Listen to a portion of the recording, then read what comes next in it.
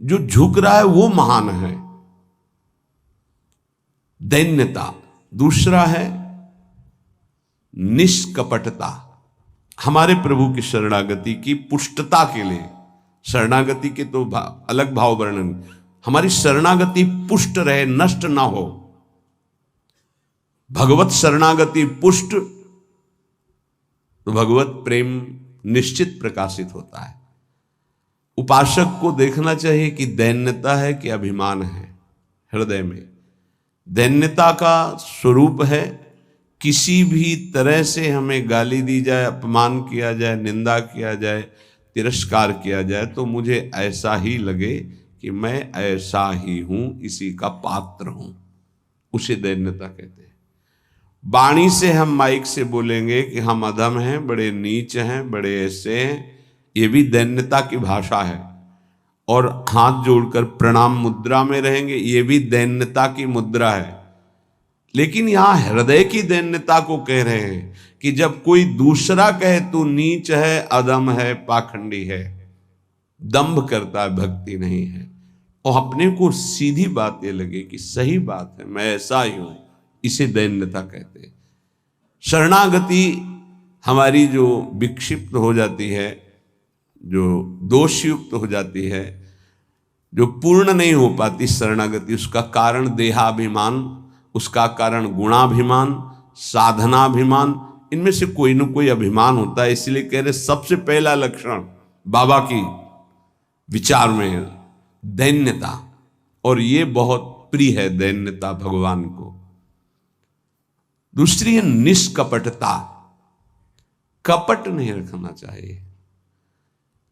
हरि और गुरुदेव, हरि गुरु चरण सेवा अनुसरहु, अर्चन बंदन संतत करहु, दास संतन कर सुख लाओ। हृदय में कम से कम एक जगह तो निष्कपटता आ ही जाए गुरुदेव भगवान से। पर ये बहुत छलिया मन है, ये सर्वज्ञ प्रभु से भी छल करना चाहता है, बहुत छलिया है। अगर हमारी शरणागति का अपहरण कोई करता है तो अभिमान और कपट, दूसरा जब निष्कपटता है तो कपट अगर है तो हमारी शरणागति ढक जाएगी। मोहि कपट छल छिद्र न भावा, मेरे प्रभु कह रहे हैं, यही दरबार दीन को आदर, पक्की बात। पहला है दैन्यता, दूसरा है निष्कपटता। शरणागत उपासक के हृदय में कपट नहीं, कपट का मतलब होता है कि मुख से कुछ और बोल रहे हैं और हृदय में कुछ और है। ये कपट प्रायः अपने लोग बहुत अच्छी तरह हृदय में सजा के रखते हैं, इसलिए शरणागति पुष्ट नहीं होती। निष्कपटता, जैसे का वैसा, बिल्कुल गुरु के सामने, प्रभु के सामने, उसमें। तीसरा सत्यता, वाणी में सत्य, हृदय में सत्य, आचरण में सत्य, सत्य धर्मयुक्त। असत्य संपूर्ण संसार के भोग और संबंध है। किसी भी संबंध और भोग में प्रियता है तो शरणागति का अपहरण हो जाएगा।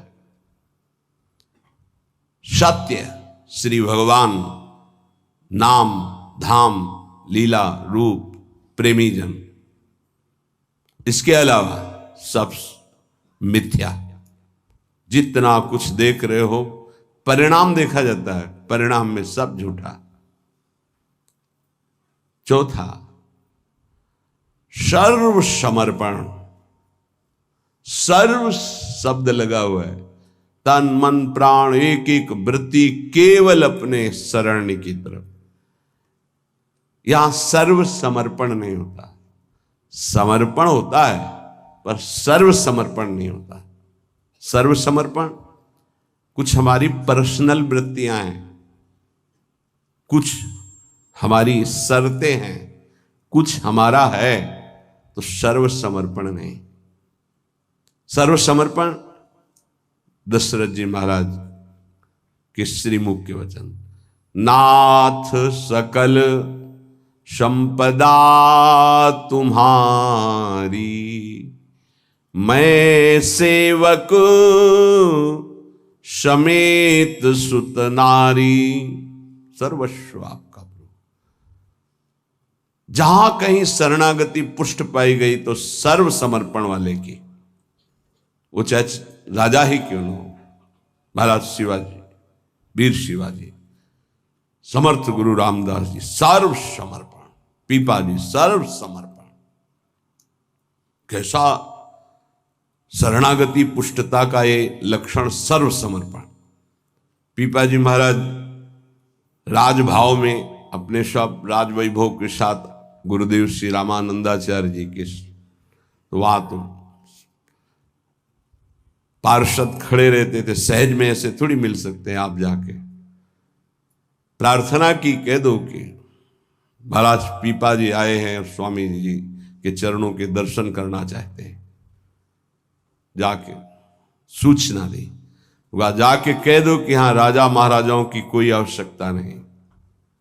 स्वामी जी साक्षात भगवान का स्वरूप रामानंदाचार्य जी आए और उनका महाराज का आदेश है कि हाँ किसी राजा महाराजा की जरूरत नहीं। तो उनको लगा मेरे से कोई गलती हो गई।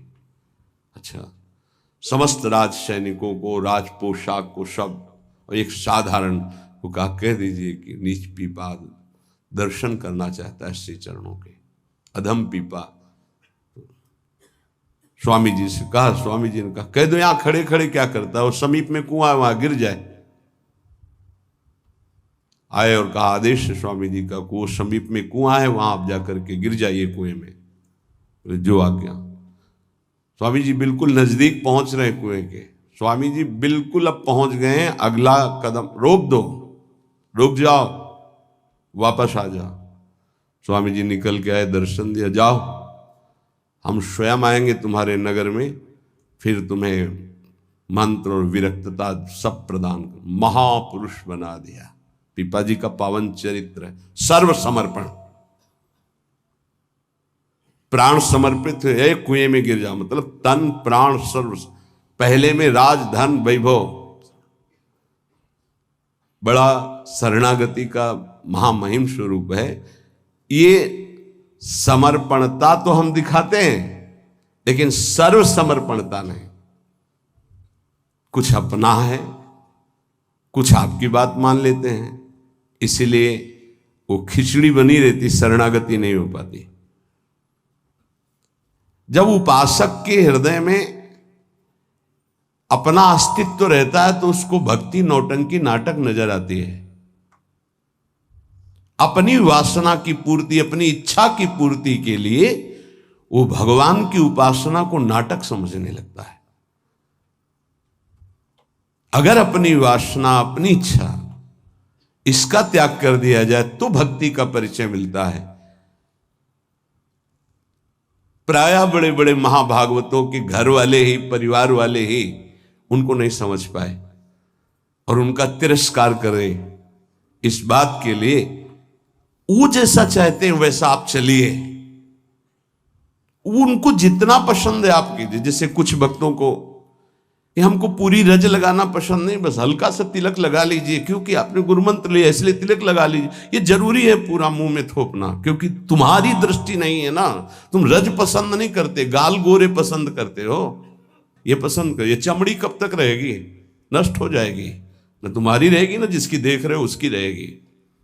पतन हो जाएगा। जिन जिन भक्तों का विरोध किया उनका पतन हो गया। ये सर्व समर्पणता भक्ति में जब साधक चलेगा तो अपने आप आ जाएगा, उसको किसी की कोई परवाह नहीं रहती। अपनी भक्ति में कहीं आंच नहीं आने देगा। जीवन की बाजी लगा दी है, अनंत जन्मों से बिगड़ी बात को बनाने चले हैं। तो हम ये देखते हैं कि देवता परिवार वालों की बुद्धि में बैठ करके उसको शरणागति से भ्रष्ट करना चाहते हैं। बस जैसा हम कहें वैसा तुम्हें चलना है।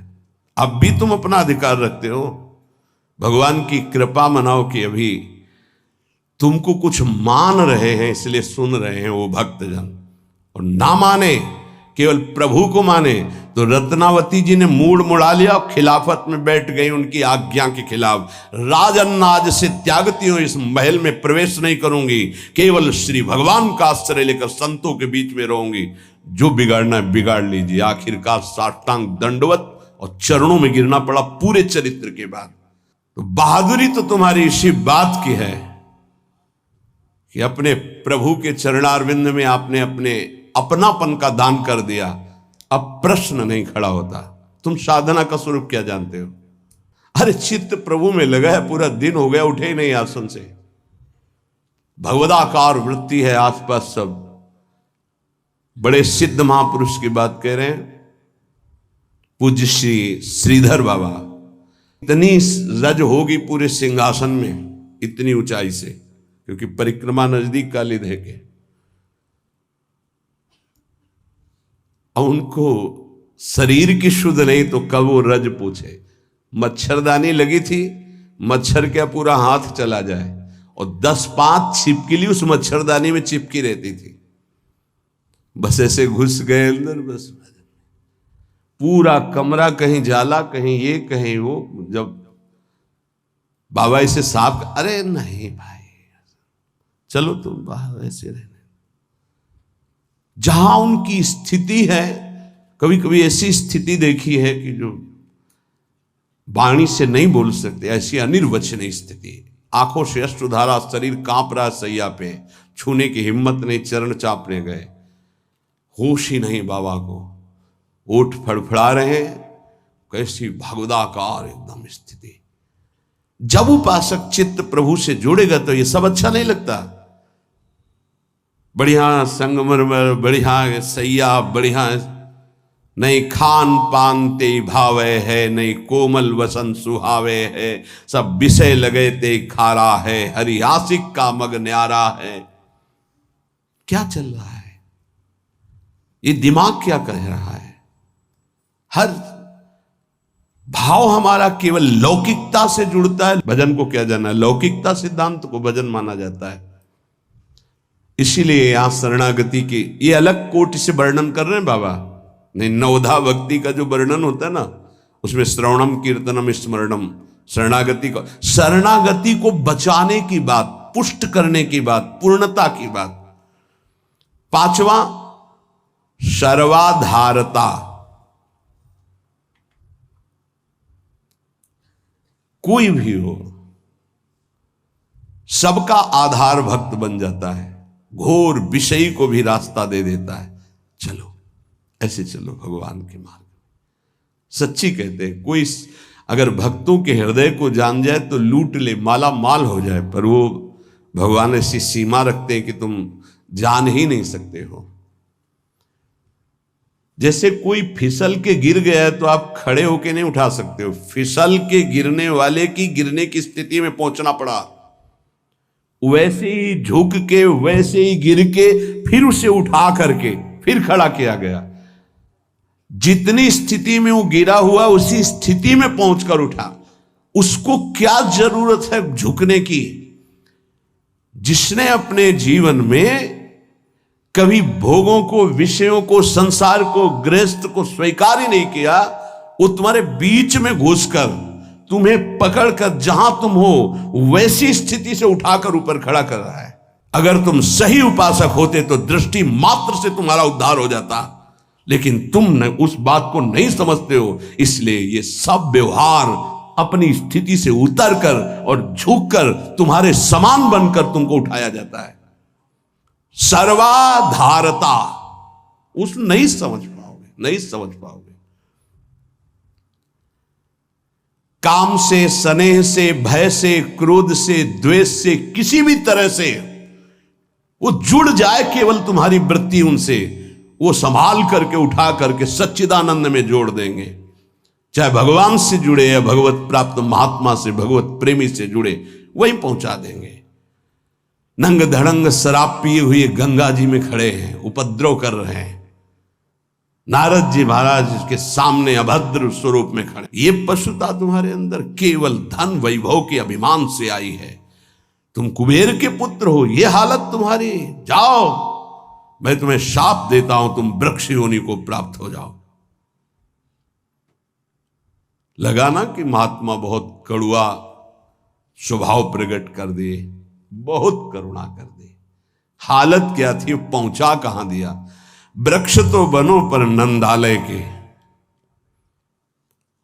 जाओ तुम्हें सच्चिदानंद भगवान का दर्शन, संभाषण और स्पर्श प्राप्त हो, जो बड़ी बड़ी साधनाओं से नहीं प्राप्त होता। और नारद जी ने शाप दे के प्राप्त करा दिया।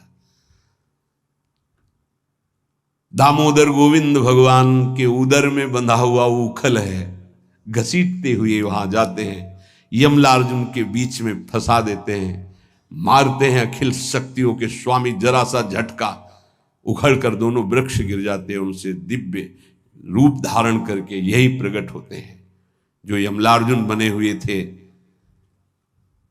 नलकुबर मणिग्रीव शायद ऐसा नाम है। भगवान का दर्शन, संभाषण, स्पर्श, साप दे दिया तो ये प्राप्त हुआ। विचार करके देखो, समझ में नहीं आता, जीव को समझ में नहीं आता कि हमारे ऊपर कितनी कृपा है। सर्वाधारता इस शरणागति की पुष्टता का लक्षण है। वो सबका आधार बन जाता है। जैसे हमारी सबकी आधार भूमि है, ऐसे वो भक्त बन जाता है। रखो मेरे ऊपर पैर, निकल जाओ भगवान की गोद में जाओ। वो इस उदारता को, इस कृपा को इस साधारण जन नहीं जानते, अवहेलना करते हैं। एक एक वृत्ति तुम्हारी संभालने के लिए हमारी श्री जी की भक्ति तैयार है। एक एक वृत्ति को तुम्हें रोना नहीं आया कि हमारे ऊपर कितनी कृपा है। बहुत कृपालु शरणागत जन होते हैं श्री जी के। जैसे श्री जी का स्वभाव तो वही अंश में उतरता है उनके जनों में। सर्वाधारता, सबके लिए आधार भूमि बनने के लिए तैयार है। छठवां, पूर्ण विश्वास अपने इष्ट पर। जैसे राम काज के लिए लंका में प्रवेश कर रहे हैं हनुमान जी महाराज, घोर निशाचरी स्थिति है लंका में।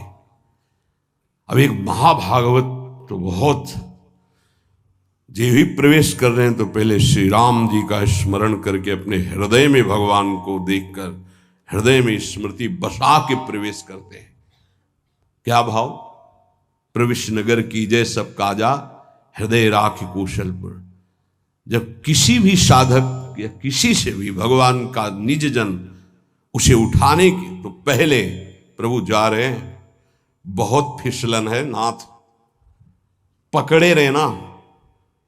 जैसे कोई डूब रहा है उसको निकालने जा रहा है, प्रयास करेगा, लेकिन वो जो डूब रहा है वो प्रयास करेगा उसको डुबोने का, क्योंकि वो सांस लेना चाहता है।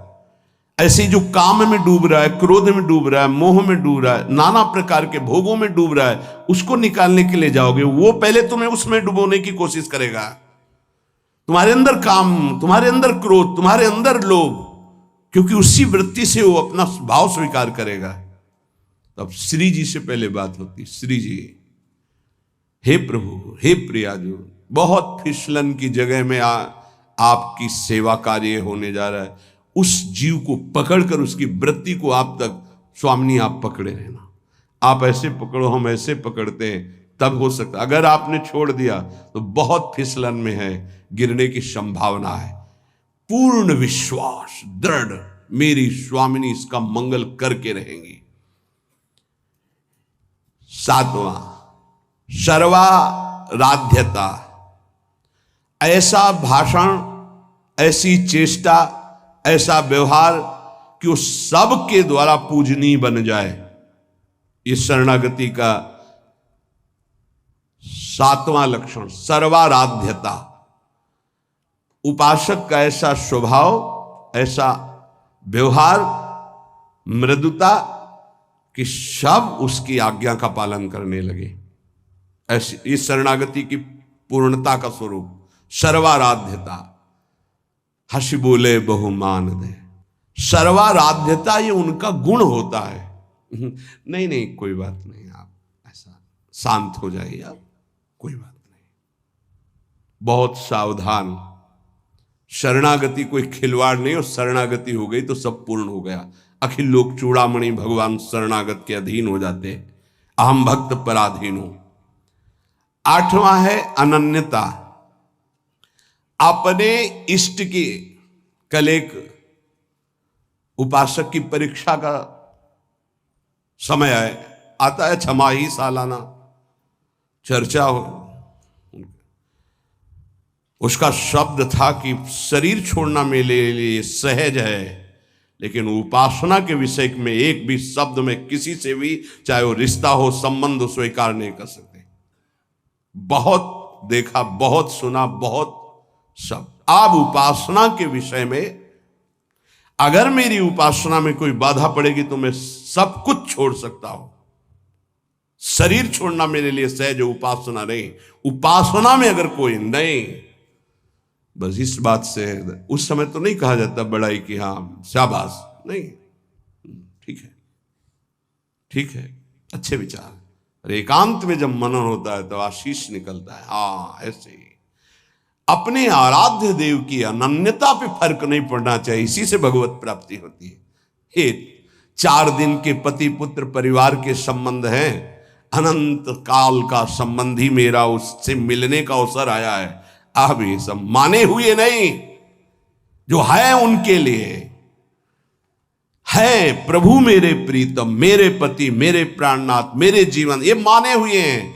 30 वर्ष पहले तुम जानते भी नहीं थे कि कौन है जिनको तुम पति पुत्र परिवार प्रीतम क्या क्या भाव, और 30 वर्ष बहुत बहुत प्लस और जोड़ लीजिए, इसके बाद खाक में मिल जाएगा तुम्हारा तन और उनका भी तन। ना वो संबंध रहेगा, ना वो परिचय रहेगा। संबंध भी नहीं रहेगा, परिचय भी नहीं रहेगा। तो परिचय जिससे बनाने आए हैं, अब ये जन्म केवल उनके लिए। ऐसा नहीं है कि कोई भक्ति में चले तो रसगुल्ला और रबड़ी यही खाते भक्ति होती, वो एक अलग भक्ति होती है। जैसे आपकी साधना बढ़ेगी तो आपके साथ विरोध शुरू होगा, और अगर विरोध में वही स्थिति रही, एक रस अनन्यता, तो आपकी सिद्धि नहीं। तो क्या बिगाड़ा था देवर विक्रम का? पूरे जीवन भर वो विरोध। क्या बिगाड़ा था नरसिंह मेहता जी ने अपनी भाभी का? जीवन भर भारी विरोध। क्या बिगाड़ा था विभीषण जी ने रावण का? भला ही तो कर सभा में लात मार के भगा दिया। क्या बिगाड़ा था विदुर जी ने धृतराष्ट्र और दुर्योधन का? गांव के बाहर एक अकिंचन की तरह कुटिया बना के नहीं पाना दे। ये बहुत सूक्ष्म विषय। अपने इष्ट की अनन्यता में कोई फर्क जीवन में नहीं आना चाहिए, चाहे जैसी परिस्थिति आ जाए। इष्ट और गुरु संबंध में कोई फर्क नहीं पड़ना चाहिए। बहुत संबंध देखे, हर संबंध का निर्वाह उतना ही करेंगे जितना इष्ट और गुरु के संबंध में बाधा नहीं पड़ेगी। इष्ट और गुरु के संबंध में बाधा पड़ जाए से हर संबंध में आग लग जाए। जाके प्रिय न राम वैदेही, तजिए ताहि कोटि वैरिशम जद्यप परम सनेही। अगर अपने को समझता है कि मेरे द्वारा भरण पोषण होता है, जात से तेरा पानी भी नहीं पिएंगे, देखते हैं शरीर चलता है या नहीं। निकल करके हम चौराहे पे बैठ जाते, देखते हैं वो विश्वंभर मुझे रखता है कि नहीं। वो अनंत ब्रह्मांडों का सृजन करने वाला एक क्षण में सब कुछ ठीक कर देगा। क्या चरित्र भक्तों के ऐसे ही मनोरंजन के लिए नहीं पड़े जाते? ये आदर्श है। महाजनों गतेन सा पंथा। रत्नावती जी के लिए मारने के लिए क्या उपाय नहीं किया माधव सिंह ने। मैं राजा हूं, मेरी ये रानी, और ऐसा उद्दंडता, मुड़ मुड़ा के संतों के बीच में बैठना। सीम की चाप सके को तासु, बड़ रखवार रमापति जासु। भक्ति मार्ग में, भगवत मार्ग में यदि कदम रखा है तो अपने मार्ग नहीं छूटना चाहिए, चाहे प्राण छूट जाए। ये आखिरी बाजी है। ये सब छूटेंगे माने हुए पति पत्नी पुत्र परिवार भाई बंधु, इनका कोई अस्तित्व तो नहीं है। आज नहीं तो कल ये छूटेंगे ही, लेकिन जिनके लिए जन्म जन्मांतर से भटक रहे उन प्रभु को नहीं। अगर तुम्हारी समझ में आ रही हो तो बात पकड़ लो। तजो पिता प्रहलाद विभीषण बंधु भरत महतारी गुरुबल तजो कंत ब्रज बनितन भे मुद मंगलकारी। स्वयं मंगल नहीं, सबका मंगल करने वाले वो महापुरुष बन गए जिन्होंने भगवान के आश्रय में मेरे कारण मेरे प्रभु श्री राम को 14 वर्ष का वनवास, मेरे को राजगद्दी, जा पापिनी आज से तेरा कभी मुख नहीं देखूंगा और कभी मां नहीं कहूंगा, भरत जी ने कहा। साष्टांग दंडवत पिताश्री कह के प्रहलाद जी बात करते थे हिरण्यकश्यप से,